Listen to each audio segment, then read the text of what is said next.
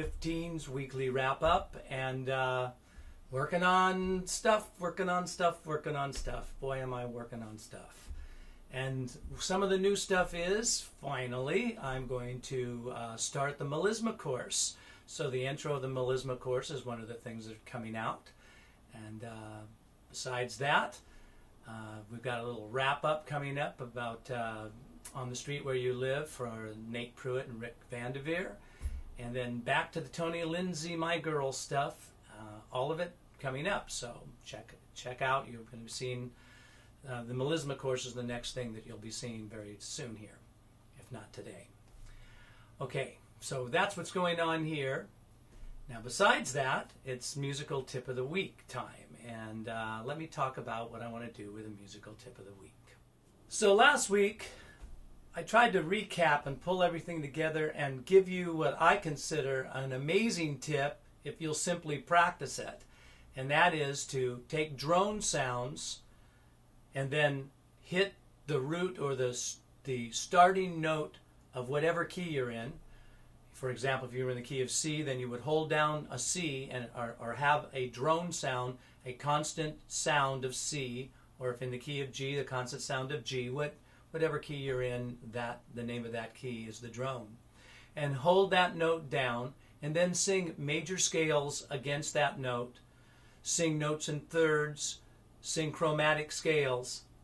I explained the whole thing in last week's wrap-up. And if you don't know what I'm talking about, just go back one wrap-up from this wrap-up today, last week's wrap-up, and check it out. I spent a lot of time to explain that and pull it together.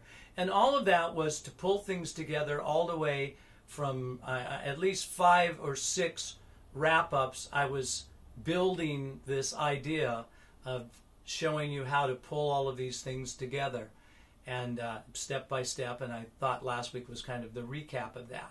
So now that I've done that and talked about that, I'd like to go back in today's tip and talk about your range and sort of a philosophy at looking at this, because I work with students all the time, and I have students every age and of every background, from super duper professionals that are in productions to people who are just doing this as a hobby, to children who are just getting into it, and it's just, it's all these different eclectic people, and they're all into it for different reasons.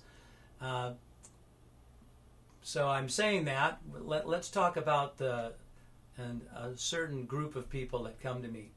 And that group of people, no matter what age it is, are people who have been in choirs. Now, choir is a great place to go learn a lot more about voice and to sing, and a venue to get you to sing. But there is a difference between being a choir singer and being a soloist. Even in the choir, the choirs have their soloists, and the choir has the whole chorus. And in the chorus, the choir director is standing in the middle of that when he's directing, he, she are directing, and they're listening for a blend. They don't want one person's vibrato to stand out over, or one person to be singing so much louder or have so much different sound of tone that it doesn't blend. They're always looking for a blend. A beautiful choir is like an organ of all the same notes, and it's playing different harmonies, but it sounds wonderful, and it's all pulled together. And that's a good thing, because I don't want to get any choir directors mad at me when I get into talking about this. Sometimes, though, when you're in a choir, you are asked to pull out your vibratos, or not, or sometimes you're asked to sing louder and louder and louder. Hey, sopranos, I need a little bit more out of you. Or, hey, sopranos, back off a little bit. Basses, bring it up a little bit. Again, the choir director's looking towards taking the whole chorus and balancing out all of these sounds and making it beautiful. And within that, he's asking everybody individually to do certain things, like sing louder and more powerful, sing with a big open voice all the way to the top of your range. Well, sometimes those directions can get people to think a little bit in the wrong direction, or that they have to pull up to sing higher with all of this power. So I get people that come in from choirs and they do not have the philosophy that I'm starting to talk about. Now, I'm not saying that the choir director is asking you to do wrong things. I'm just saying that perhaps your interpretation of what they're asking for is different. Because, you know, if you give them what they're asking for, they don't, how would I say this? They don't exactly care how you get there. You need to get there. And I'm being generalizing here. I don't want any choir directors mad at me. Hope anybody who's a choir director, if you're listening to this, you get what I'm really saying here. Of course you will. So what I'm saying is as you sing higher, you have to understand, in my philosophy, that the vocal cords have to thin out as they go higher. Now, if a choir director, for example, is saying, keep it open and strong all the way up to the top, your top with that philosophy is not going to be the total top of going up into the highest parts of your head voice. It's not possible because things have to change. If I'm singing, oh,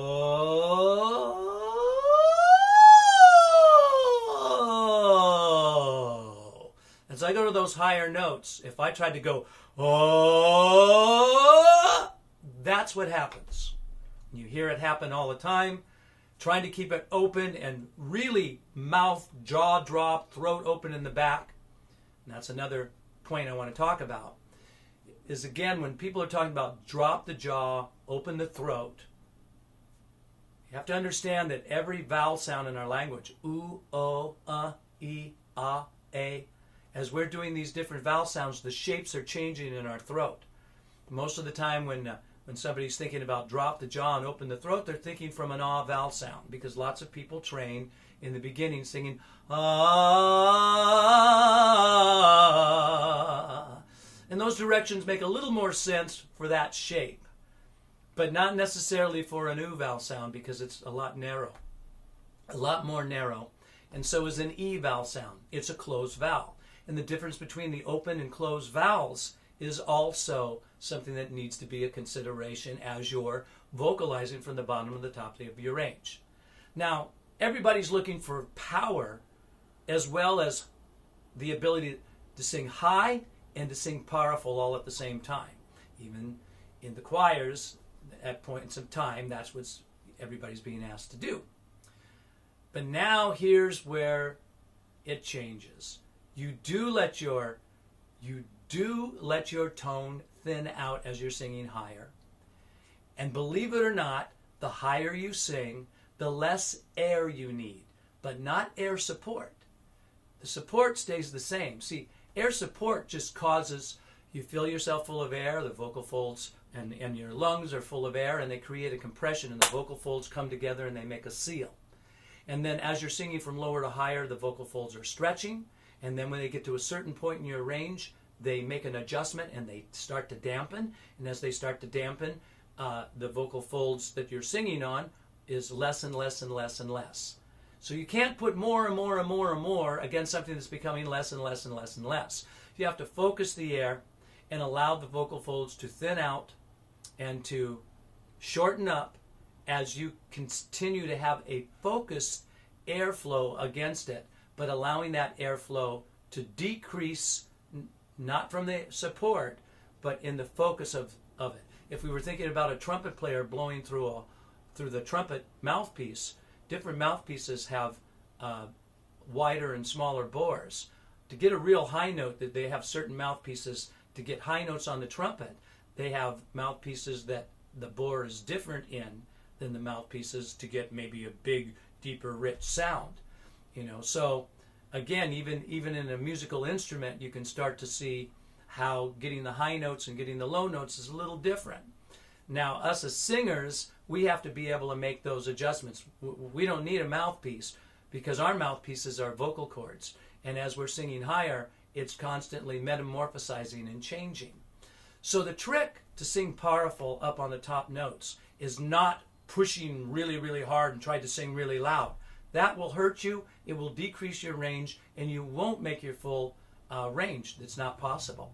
But what will happen if you do it correctly and let it thin out, if you have it focused and you can bring compression into your sound, And that is the ability to pull the vocal cords together from the sides a little more and resist the air, and also understand how you're focusing air in the cavities in your body. We have a mouth resonator and a nasal resonator. As we focus more nasality into our tone as we sing higher, that also turns out to be an element of resonance that everybody hears, and it sounds more like what was going down on the bottom. Now, just like a violinist who is great at it, the tricks or the approach is more in the bowing side of the violin than it is what the left hand is doing. If the violin bow is doing the right things, and those types of things are like the right speed, the right pressure, and the right point of contact in relationship to the bridge and the fingerboard on the violin, that's when a violinist gets the most beautiful sound, when all three of those elements come together. Now, when you hear a violinist play amazingly beautiful and this little tiny instrument is resonating in a way that people can hear it to the very back row of a concert hall, I guarantee you that violinist is not bearing down really hard and pushing really hard on his strings. That won't give him a good sound. No, he's got to have everything right in a flowing way, and then the instrument starts to vibrate. And when the instrument vibrates correctly, it vibrates out an absolutely beautiful sound. Everything resonates, vibrates, and is remodified in the instrument. That is closer to singing than you think. When we do it right, when we bring the airflow through us correctly, when we allow the sound to thin but keep compression up to the top parts of our range, and then come back down again and make that balance in those switches, that's when you hear the most beauty in the voice and the consistency in something that is, in a sense, not the exact same thing in each part of our range. Again, there is chest voice. Oh, that is different than oh, that's my mix. And oh, that is up in my head voice. There's another thing. I know a lot of people confuse what I just did, said, oh, hey, that's not head voice, that's falsetto. No, it's head voice. And the difference between head voice and falsetto is the type of connection that the vocal folds are making and the way they resist after they've shortened and dampened. So a falsetto sound is a more disconnected, airy sound, and is kind of detrimental to your voice. It's not good for your voice because the cords are not making a good seal. But it's very close. The adjustments in the chords are very similar, except that a falsetto is truly, they're not making a total seal, and you're a little bit more on the full length of the chords because it's a breathy, disconnected sound.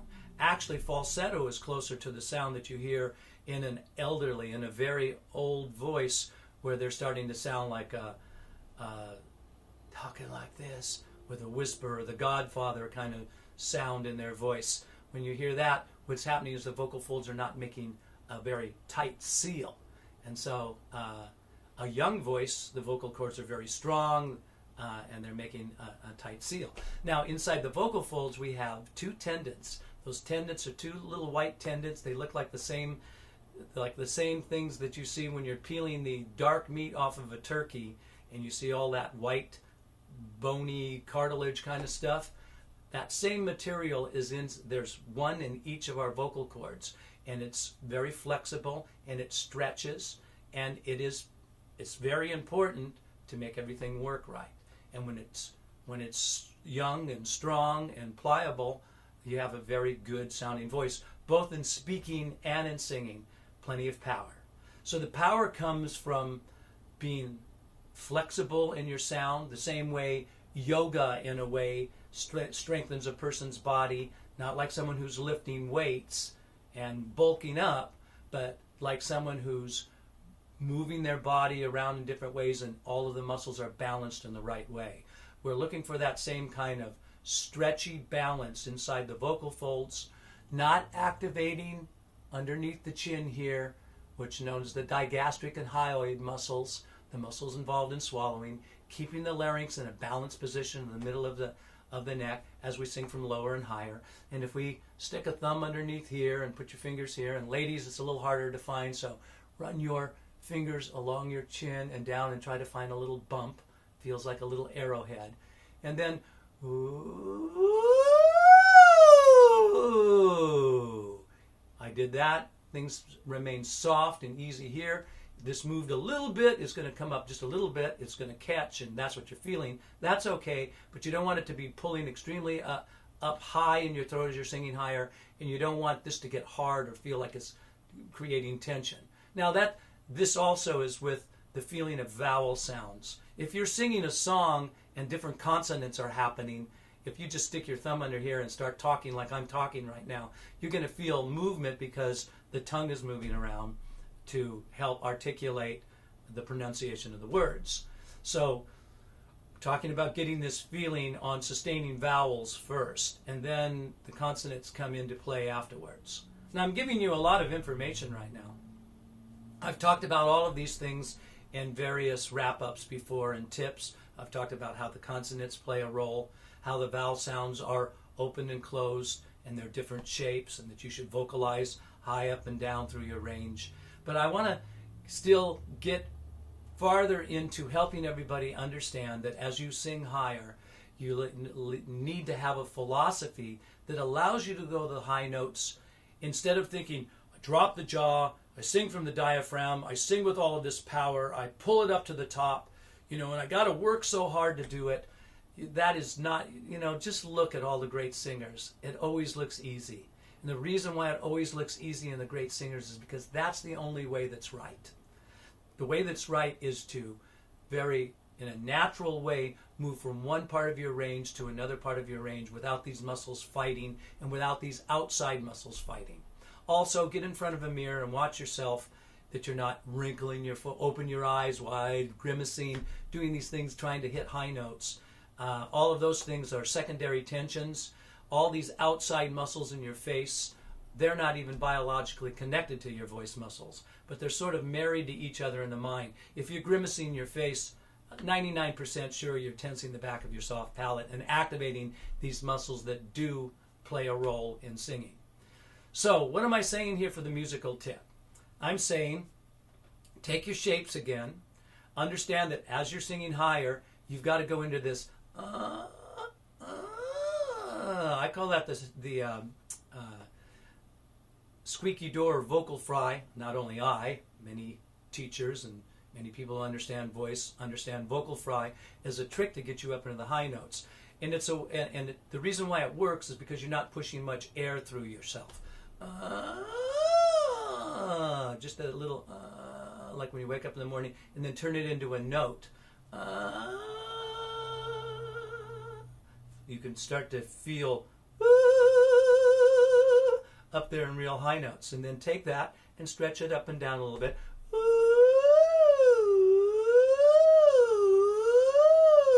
like a siren, and then and chest, and mix, and then if you can feel those three places, then go ahead and connect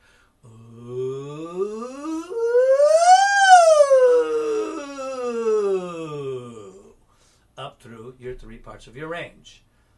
Do that and pull together what we've been talking about previously on hearing the drones and starting to sing, and allow your scales to feel the same way as you ascend as you do with these sirens. Your philosophy to sing higher is not to push up to the top, but let your voice adjust itself in a very natural, comfortable way from bottom to top. Let your voice do what it really wants to do. Don't push it and fight it. So there's the musical tip. Now, if you're on YouTube watching this, that might have moved a little fast for you, but you can come on over and sign up for the free membership at totallyvocals.com and get 10 lessons that'll get you on the path and give you some other tools other than the ones I was talking about here to accomplish those things. Also, there's all kinds of songs and breakdowns and all kinds of courses. Of course, a beginning, intermediate, advanced voice course, a course in vibrato, a course that teaches harmony singing.